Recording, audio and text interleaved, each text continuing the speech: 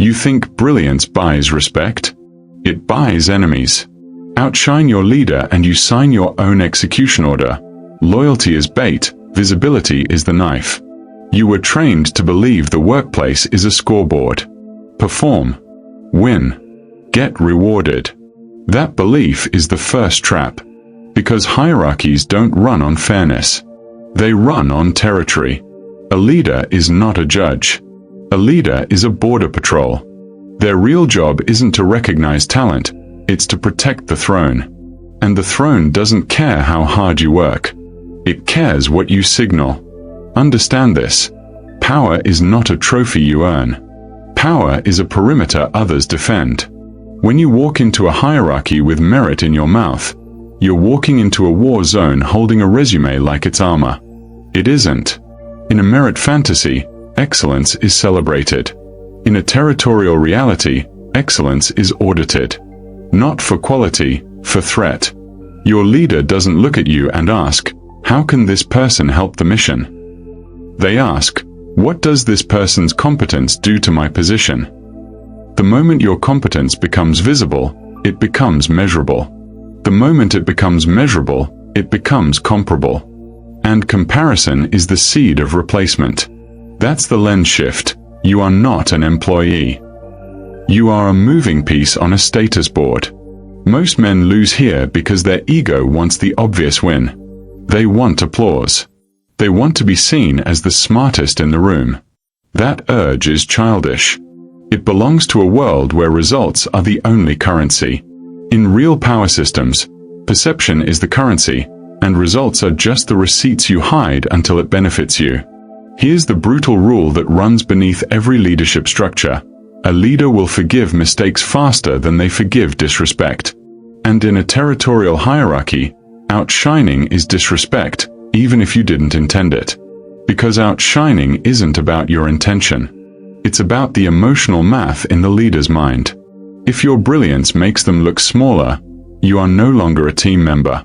You are a threat vector. And threats trigger ancient behavior.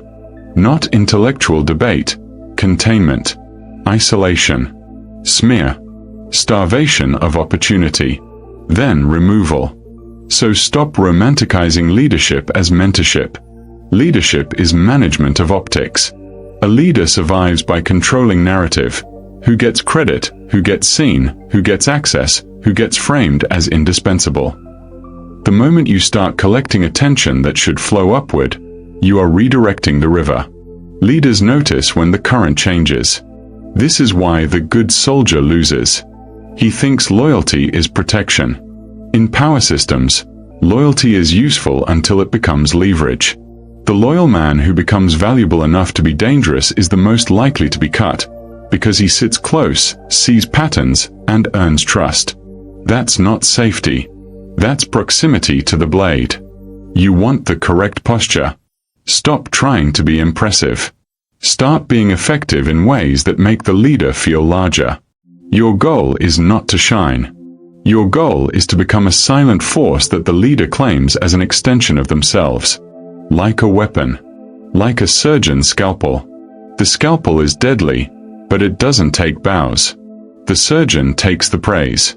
The scalpel gets cleaned and put away, ready for the next operation. That's how you survive. You shift from performer to instrument. This chapter is the diagnosis. If you don't accept this lens, every strategy you try later will collapse because you'll keep reaching for validation. And validation is noise. Noise attracts predators. You're not here to be loved. You're here to remain unkillable in the hierarchy, useful, controlled, and never framed as a rival. Power doesn't evaluate you. Power scans you. A leader's mind is not a neutral machine. It's a threat detection system wrapped in a suit. Your competence is not received as information. It is received as implication. Implication of what? Replacement. That is the mechanism you must install in your head. When you demonstrate high capability inside a hierarchy, you are not only solving problems, you are broadcasting potential. And potential is dangerous because it makes people imagine a world without the current king. You think you're showing value. The leader feels a shadow. Status threat is primitive. It doesn't require logic. It requires contrast.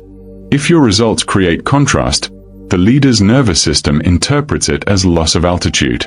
And in status environments, loss of altitude is death by 1,000 cuts. Fewer allies, fewer invitations, fewer protections, fewer excuses. So the system responds the way living systems always respond to threats. It tries to neutralize the variable. Leaders don't say, "I'm threatened." They say, "He's not a cultural fit." They say, "He's hard to manage." They say, "He lacks emotional intelligence." They say, "He's too ambitious." Translation: "He's rising without my permission." Here's why this works so reliably. Hierarchies are not built to reward truth. They are built to preserve order. Order is maintained by controlling who is allowed to be big. That's why status threat triggers elimination in predictable phases. Phase 1. Surveillance. Once you outshine, you are watched. Not because you did wrong, because you became relevant. Relevance invites measurement. Measurement invites comparison. Comparison invites coalition building, and coalitions are what overthrow leaders. Phase 2. Containment. Your scope gets clipped. Your access narrows. You stop being invited to rooms where decisions form. You are kept busy with tasks that produce output but not influence. Like a strong dog chained to the yard, useful, controlled, never allowed near the gate. Phase 3. Narrative poisoning. This is where naive men die. Because you keep performing, assuming performance is your shield. Meanwhile, the leader seeds a story about you: arrogant, unstable, political, disloyal. Not to attack you directly, just enough to make your future defense sound like damage control. Phase 4. Replacement or removal. Once the room accepts the story, your exit becomes reasonable. Your firing becomes unfortunate but necessary. Even if you're competent, competence is not the deciding factor. Threat is. Now, what specifically triggers the threat? Not just being good.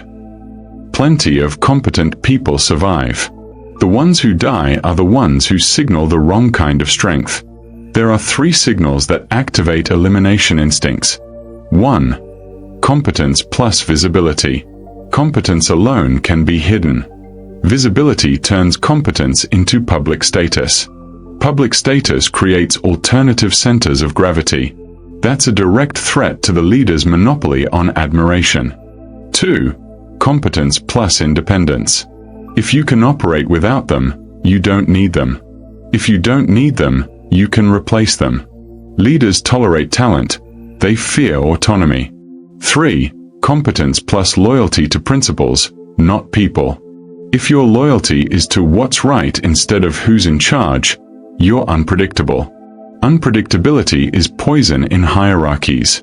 Leaders don't need saints. They need controllable assets. This is why good becomes weakness. Because goodness often means transparency, honesty, and directness, the exact traits that make you easy to frame and easy to isolate. You won't play the narrative game, so you lose it. The leader doesn't have to be evil for this to happen. They only need to be human and invested in their position. Even a nice leader will cut you if you make them feel small in front of others. Niceness collapses under humiliation. And outshining is humiliation in slow motion. So memorize the core law. When your rise creates discomfort above you, your fall becomes a project. Your job isn't to be brilliant. Your job is to be strategically non-threatening while you build leverage. You don't stop winning, you stop announcing the win. Because the hierarchy isn't deciding if you're valuable. It's deciding if you're safe. If you can't read the room reads you. And once it labels you, you don't get a trial, you get a sentence.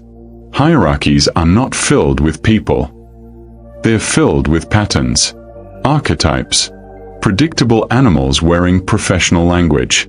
You don't need to psychoanalyze their childhood. You need to identify what they protect, what they crave, and how they kill. Here are the 4 that control whether you rise quietly or get erased. 1. The sun, the attention sovereign. This is the leader whose oxygen is admiration. They don't just want results. They want the spotlight to orbit them. Their identity is built on being the brightest object in the room. The sun doesn't fear failure as much as it fears being eclipsed. You can save them millions, but if someone else praises you publicly, you become a rival by accident. How the sun moves. They reward those who amplify them. They punish those who steal the moment. They hoard credit like currency. Psychological truth. The sun confuses leadership with worship. Their team is not a team, it's a choir. Your job is not to sing louder than the choir director. Your job is to make the director sound divine. If you outshine the sun, it doesn't debate you. It burns you. 2. The mirror, the image protector. This one is more subtle, more dangerous, and often higher IQ. The mirror's obsession isn't attention, it's perception management. They want the room to believe they are competent, calm, and in control. Their power depends on credibility. The mirror can tolerate talent, as long as talent reflects them. But if your competence exposes their ignorance, you become a threat to their brand. And brand damage is existential. How the mirror kills. They politely agree while quietly redirecting your work into their narrative. They praise you in private and diminish you in meetings. They set you up to fail without leaving fingerprints. Psychological truth. The mirror doesn't rage. It reframes. It edits reality. Against the mirror, truth doesn't win. Story wins. 3. The knife, the rival in the shadows. This is not always the leader. Often it's the ambitious lieutenant, the senior colleague, the gatekeeper. The knife doesn't need to be seen as the best. It needs you not to be seen at all.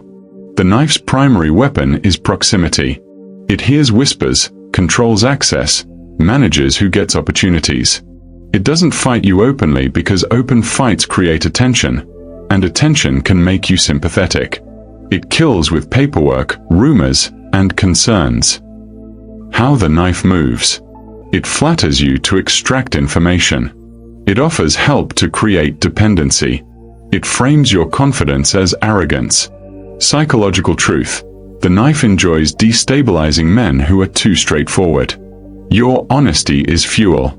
It uses your directness to paint you as difficult. When you feel confused, like the ground is shifting but nobody's admitting it, the knife is nearby. 4. The ghost, the silent operator. This is the only archetype built for survival. The ghost is competent without being loud, influential without being obvious, present without being targetable. The ghost understands that visibility is a tax, so it controls exposure. It doesn't compete for applause. It competes for positioning. How the ghost moves. It delivers outcomes through others. It speaks last, not first. It keeps its emotions private and its alliances flexible. It never gives the room a clean angle of attack. Psychological truth. The ghost trades ego for sovereignty. It doesn't need to be celebrated. It needs to be unremovable. If you want to win long-term, you become the ghost.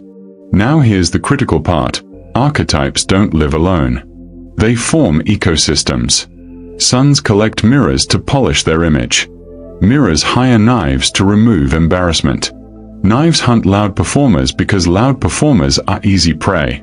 Ghosts survive by understanding all of them and never announcing which game they're playing. Most men enter a hierarchy acting like a performer. They think they're an asset. But to the ecosystem, the performer is food, visible, predictable, emotionally invested in recognition. Easy to provoke. Easy to frame. So your job is to shift your operating identity. Stop asking, how do I show my value? Start asking, how do I move value through the system without becoming a symbol? Because symbols get attacked. Operators don't. This chapter trains your eyes. Once you can name the predators, you stop feeding them. You stop volunteering your neck because your ego wants applause. You think this is office politics. It's older than offices. This is court logic, empire logic, pack logic. The setting changes. The rules don't. Every hierarchy is a pyramid built on one sacred principle. The top must look inevitable. The moment the top looks optional, the structure starts to shake. And when structures shake, they don't reward the man who caused it. They remove him. History is littered with talented men who died from the same mistake. They performed brilliance as if the room was a classroom. But the room was a throne room. In royal courts, the smartest advisor never looked smarter than the king. Not because the king couldn't handle it, but because visibility creates suspicion. Suspicion creates coalition. Coalition creates coups. Even if you never planned a coup, the optics of competence can manufacture one around you. That's the part naive men refuse to accept. You don't need intention to be treated as a threat. You only need potential. Power doesn't punish your actions. It punishes your trajectory. Look at how tribes work, gangs work, militaries work, political parties work. A rising figure is either absorbed as a tool or neutralized as a rival. There is no third category called recognized fairly for merit. Fairness is a bedtime story used to keep ambitious men obedient. Human nature is simple under pressure. People align upward for protection. Leaders eliminate upward threats for survival. The group rationalizes the elimination to restore peace. That last part matters. Your removal will always be dressed in morality. That's how the machine stays clean. You'll be painted as arrogant, disruptive, untrustworthy. Why? Because those labels justify the violence without admitting it's violence. They turn execution into management. They turn political killing into performance review. And the more competent you are, the easier it is to frame you, because competence attracts envy. Envy recruits witnesses. Here's how the threat deepens in modern environments. 1. Visibility creates a scoreboard you can't control. The moment people see you as the guy who always delivers, they start asking why you aren't leading. That question alone is poison. Not because you asked it, because the room did. Now your leader has a problem. Your existence is generating doubt about their supremacy. 2. Doubt spreads faster than facts. Facts require effort. Doubt is cheap. A leader can be mediocre for years if the room believes they're necessary. But one visible operator can break that illusion by proving results can come from elsewhere. 3. Hierarchies prefer stability over excellence. Excellence is disruptive. It forces change, raises standards, exposes incompetence, creates comparison. Stability keeps people employed, predictable, and loyal. When you make the system look inefficient, you threaten more than a leader. You threaten the comfort of everyone benefiting from the current order. So the threat isn't just your leader. It's the ecosystem. That's why the backlash can feel disproportionate. You'll think, I only presented a better solution. But you didn't present a solution. You presented a mirror. And mirrors create enemies because they show people what they are. Now understand the most dangerous truth. The group will help destroy you if your competence makes them look weak. Your peers don't need to hate you. They only need to fear being compared to you. Once comparison enters the room, mediocrity becomes visible. And mediocrity fights back through sabotage, gossip, obstruction, and passive resistance. This is why just work hard is amateur advice. Hard work without political discipline is like carrying cash through a predator alley and wondering why you got robbed. And here's the final tightening of the threat. When leaders feel threatened, they don't attack your work. They attack your character. Because character damage scales. Work critiques are limited to projects. Character critiques follow you everywhere. If the room believes you are difficult, your future opportunities die quietly. If the room believes you are arrogant, your success is recast as luck. If the room believes you are ambitious, your loyalty becomes suspect. That's how elimination becomes social consensus. So stop treating this as personal. It's structural. Your feelings are irrelevant. The mechanism is not emotional. It's mechanical. Visibility is not safety. Visibility is exposure. Now we move from diagnosis to tactics. Not confidence. Not communication skills. Strategy. Your goal is simple. Produce value while controlling optics, credit, and emotional temperature. You will win the war without raising a flag that invites artillery. This is how you operate inside a hierarchy without becoming a target. 1. Control the spotlight, root praise upward. If you want to survive under a leader, you must make them feel taller after every interaction. Not because you're weak, because you understand gravity. Praise flows upward or it becomes an accusation. When your work succeeds, you do not present it as your victory. You present it as the leader's environment producing results. Language matters. This is not flattery. This is survival engineering. This aligns with your direction. Your priorities made this possible. Building on your framework, here's what we implemented. You're not praising their genius. You're placing your success inside their narrative. That removes the threat signal. You are not a rival. You are an instrument. If you can't stomach this, you will keep losing. Because you want fairness more than you want power. 2. Never correct the leader in public. Public correction is a status attack. Even if you are right, you are telling the room, he is fallible. I am superior. Leaders don't hear your point. They hear the humiliation. If the leader is wrong, you handle it like a surgeon. Privately, cleanly, with no audience. You use soft framing. I may be missing context. Can I test an alternative angle?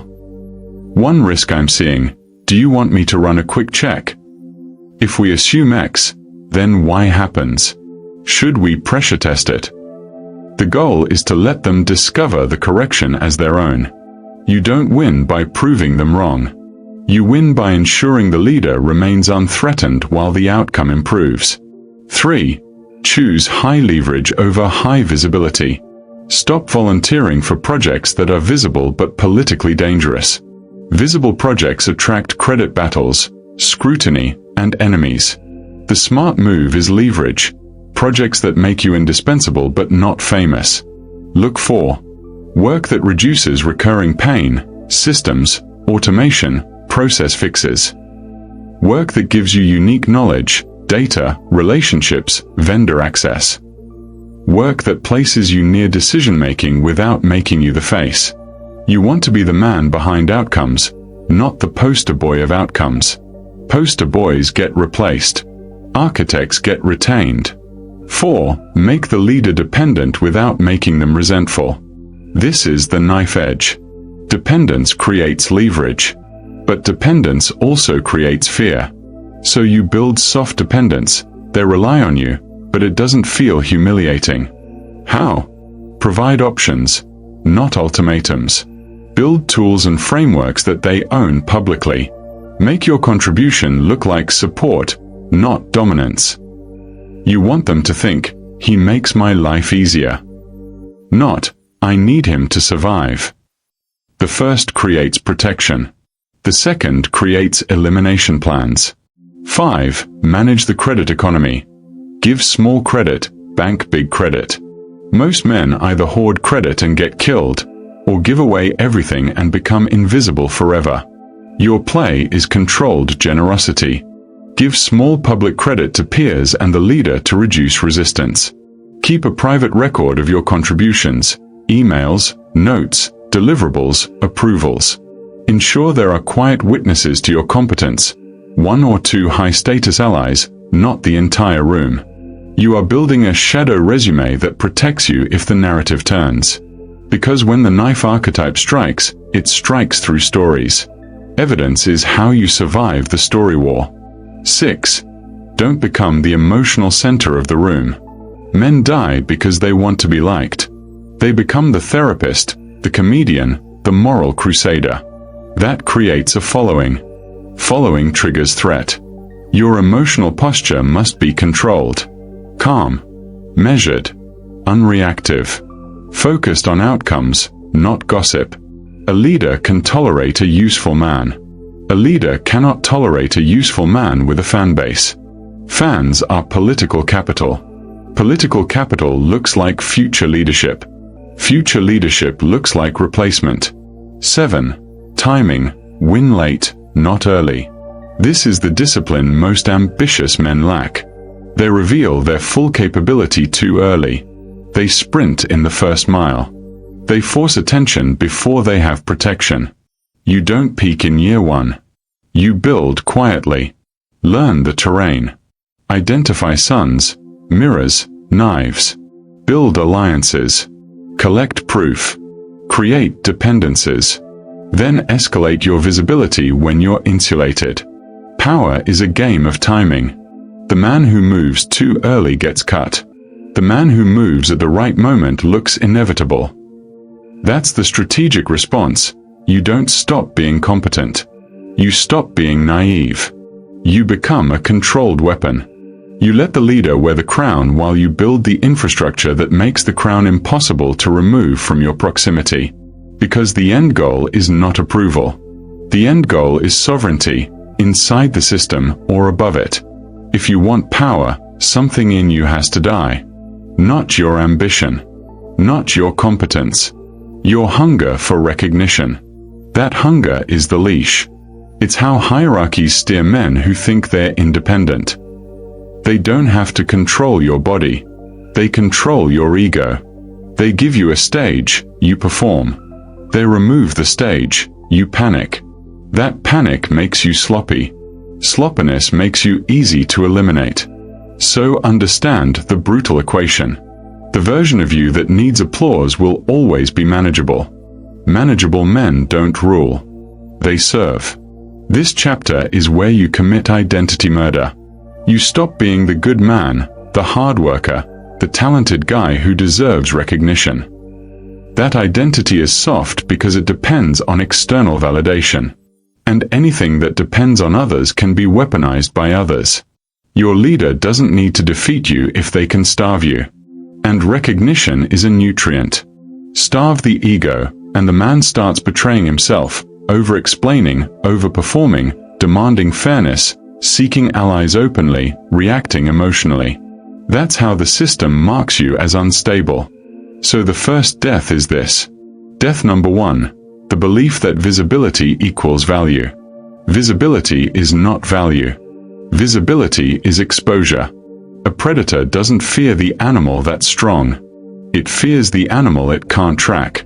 You don't become dangerous by being seen. You become dangerous by being unpredictable in your capability and unreachable in your emotional triggers. The moment you accept that, you stop chasing the room's approval. You stop advertising your work like a beggar holding out a cup. You build outcomes, you bank leverage, you wait. Death number 2, the fantasy of being understood. Most men want to be understood. They want their intentions to be recognized. They want credit where credit is due. That's moral thinking. In power systems, morality is a costume. People don't treat you based on your intention. They treat you based on the story that benefits them. So you kill the need to be understood. You stop explaining yourself to people committed to misunderstanding you. You stop giving your enemies raw material. You speak with precision, not emotion. You let your work exist without needing a public emotional transcript. Death number 3, the loyal soldier identity. Loyalty is not a virtue in hierarchies. Loyalty is a tool leaders demand from subordinates to reduce unpredictability. The loyal soldier becomes a hostage to his own image. He won't play politics because he thinks politics is dirty. Then politics plays him anyway and he dies confused, still thinking the system is broken. The replacement identity is this. The sovereign operator. The sovereign operator does not beg to be chosen. He positions himself to be unavoidable. He understands 3 truths. Credit is controlled. So he controls where credit flows. Access is power. So he builds access quietly. Narrative is reality. So he never gives the room a clean angle to frame him. The sovereign operator does not crave validation. He craves optionality. He has leverage, skills, contacts, and exit routes. That's why he doesn't fear leaders. He can comply without submitting. He can play the role without losing his core. Now, how do you install this identity in practical terms? 1. Become less readable. Readable men are easy to manipulate. If people can predict what triggers you, praise, disrespect, inclusion, exclusion, they can steer you. You replace emotional transparency with controlled ambiguity. You don't reveal what you want. You don't reveal what hurts you. You don't reveal what you fear. Not because you're closed off, but because you are operating in hostile territory. A man who can't be read can't be played. 2. Stop broadcasting your ambition. Ambition is fine. Broadcasting it is suicide. Ambition tells the leader, I'm coming for your seat. Even if you're not, your ambition gives the knife archetype a story to sell. The sovereign operator is ambitious in private, calm in public. His hunger is silent. That silence is what keeps him off radar while he builds. 3. Build two selves, the public mask and the private engine. Public you is compliant, calm, useful. Private you is building. Skills that increase your market value. Relationships outside the leader's control. Evidence of your contributions. Financial stability. A credible exit plan. This is sovereignty, not rebellion. Sovereignty is having options. The man with no options becomes a servant. The man with options becomes a strategist. 4. Learn to let others wear the victory. This is the final ego death, and it separates men from boys. You let others wear the victory because you know the real reward isn't applause, it's positioning. You don't need the crowd to clap. You need the decision maker to protect your access. Let the leader take the bow. You keep the leverage. Because you are not building a highlight reel. You are building a power base. And when your identity has shifted, something changes. You stop feeling offended when you're not recognized. Offense is ego. Ego is predictable. Predictability is control. You become colder, not cruel, just precise. You stop measuring your worth by attention. You measure it by influence, leverage, and mobility. That is identity replacement, the death of the visible performer and the birth of the unkillable operator. If you still think your leader is your friend, you're not naive. You're exploitable. Friendship implies loyalty, protection, and mutual risk. Leadership implies hierarchy, incentives, and substitution. The leader's first loyalty is not to you. It's to the seat. And the seat demands sacrifices. You are not a partner. You are an asset. Assets are kept when they are useful and non-threatening. Assets are replaced when they become expensive, loud, or politically inconvenient. That's not cruelty. That's management logic. You can hate it, or you can master it. Here's the final warning. The leader will smile while measuring how much you cost them. Cost in attention. Cost in control. Cost in perceived authority. And the moment the cost exceeds the benefit, you'll watch a clean, polite execution happen in slow motion. Your access will shrink. Your projects will be reassigned. Your contributions will be rewritten. Your name will stop appearing in rooms where future is decided.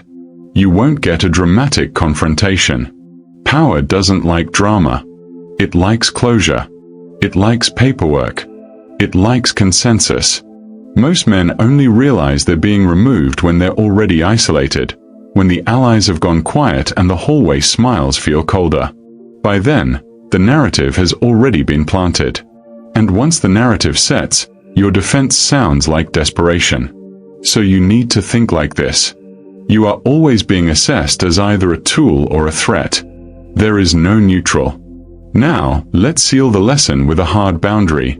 Never confuse proximity with protection. Lunches, jokes, praise. You're like family here. These are social lubricants. They are not contracts. The leader can give you warmth on Monday and sign your exit on Friday if the system demands it. And they'll rationalize it as best for the team, because leaders must stay clean in their own mind. This is why moral men get butchered inside hierarchies. They assume ethics governs outcomes. It doesn't. Incentives do. If you want to survive and rise, you adopt 3 permanent rules. Rule 1. Keep your own counsel. Stop feeding leaders your dreams, frustrations, and long-term plans. Information is ammunition. The more they know about your motivations, the easier you are to steer or frame. You share outcomes. You don't share your inner world. Rule 2. Always maintain an exit route. A man with no exit becomes obedient. A man with an exit becomes dangerous in the right way. Calm, unafraid, unbribable. An exit route is not quitting tomorrow. It's having options. Skills that transfer. Contacts outside the organization. Financial discipline. A reputation not owned by one leader. When you have options, you stop negotiating like a hostage. Rule 3.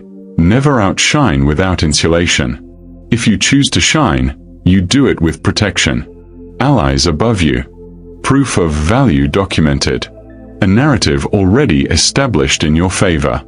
A leader who benefits directly from your visibility. If those conditions aren't in place, you do not shine. You operate quietly, efficiently, like a blade kept in a sheath. Because blades don't die from being sharp. They die from being displayed. Now the elite conclusion. You came here looking for a tactic, how not to outshine your leader. But the real lesson is harsher. This is not about your leader. It's about you. About the weak version of you that wants to be seen. That version is a liability. It will keep dragging you into unnecessary wars for recognition. The strong version of you doesn't chase credit. It builds leverage. It doesn't compete for attention. It competes for control of positioning. So here's your final selection point. If you want applause, keep performing and keep bleeding. If you want power, become the ghost, silent, precise, and unremovable. Decide your operating code right now. Are you here to be admired, or are you here to win? Because you can't be both for long. If you choose to win, you already know what to do. Reduce your visibility, increase your leverage, and let others wear the crown while you control the kingdom.